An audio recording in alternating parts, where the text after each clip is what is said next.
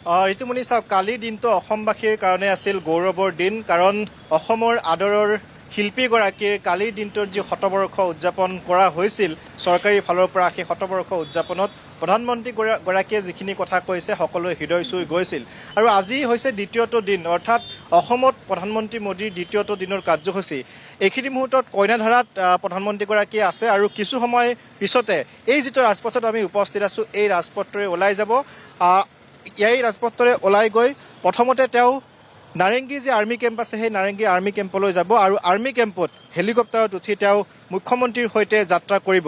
ইতিমধ্যে কটকটীয়া নিৰাপত্তা বেষ্টনী গঢ়ি তোলা হৈছে, যিহেতু মঙলদৈত আজি দুটাকৈ, মঙলদৈ আৰু নুমলীগড়ত দুটাকৈ কাৰ্যসূচী যিহেতু আছে, সেই দুয়োটা কাৰ্যসূচীত প্ৰধানমন্ত্ৰীগৰাকীয়ে অংশগ্ৰহণ কৰিব। মঙলদৈৰ পৰা প্ৰায় 6,000 কোটি টকাৰ যি প্ৰকল্প, সেই প্ৰকল্পৰ শিলান্যাস কৰিব, য'ত থাকিব দৰং চিকিৎসা মহাবিদ্যালয়, গুৱাহাটীৰ ৰিং ৰোড নাৰ্ছিং কলেজৰ যি আধাৰশিলা, সেই আধাৰশিলা স্থাপন কৰিব। দ্বিতীয়তে নাৰেংগী কুৰুৱা দলঙৰ মাজৰ দলঙৰ যি আধাৰশিলা, সেই আধাৰশিলা স্থাপন কৰিব। আৰু তাৰ বাবেই সকলো প্ৰস্তুতি ইতিমধ্যে তুংগত উঠিছে আৰু মঙলদৈবাসী প্ৰধানমন্ত্ৰীগৰাকীক আদৰিবলৈ সাজু হৈছে।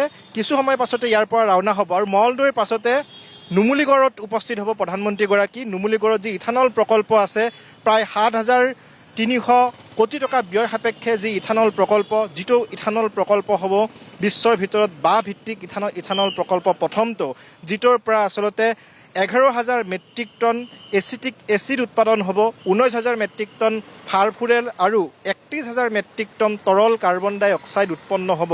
গতিকে প্ৰধানমন্ত্ৰীগৰাকীৰ অসমৰ এই যি প্ৰায় 17,000 কোটি টকাৰ যি প্ৰকল্প, সেই প্ৰকল্পৰ আজি প্ৰধানমন্ত্ৰীগৰাকীয়ে শুভ শিলান্যাস কৰিব আৰু শিলান্যাস কৰাৰ পাছতে সেইসমূহ ৰাইজলৈ মুকলি কৰাৰ কাৰণে চৰকাৰে যিসমূহ নিৰ্মাণ কাৰ্য, সেই নিৰ্মাণ কাৰ্য চলাই যাব। আমি এইখিনি মুহূৰ্তত খানাপাৰাত উপস্থিত আছোঁ, অৰ্থাৎ খানাপাৰাৰ যি ৰাজ্যিক অতিথিশালা আছে, সেই ৰাজ্যিক অতিথিশালাৰ সন্মুখত উপস্থিত আছোঁ। আৰু সন্মুখৰ যদি আপুনি দৃশ্য চাই, কেওফালে নিৰাপত্তাৰক্ষী গিজগিজাই আছে, কাৰণ কিছু সময় পাছতে প্ৰধানমন্ত্ৰীগৰাকী ইয়াৰ পৰা ওলাই যাব আৰু ওলাই গৈ এই যিটো ৰাস্তাত আমি আছোঁ, এই ৰাজপথেৰে গৈ নাৰেংগীৰ যে আৰ্মি কেম্প, নাৰেংগীৰ আৰ্মি কেম্পত হেলিকপ্টাৰত উঠিব আৰু হেলিকপ্টাৰেৰে মঙলদৈলৈ যাত্ৰা কৰিব। 11 বজাত যি মূল অনুষ্ঠান, সেই মূল অনুষ্ঠান আছে, এঘণ্টাৰ মাজত ৰখা হৈছে, কাৰণ এঘণ্টা হয়তো হেলিকপ্টাৰেৰে যাওঁতে যাতায়াতৰ ক্ষেত্ৰত এঘণ্টা সময় তেওঁলোকক লাগিব।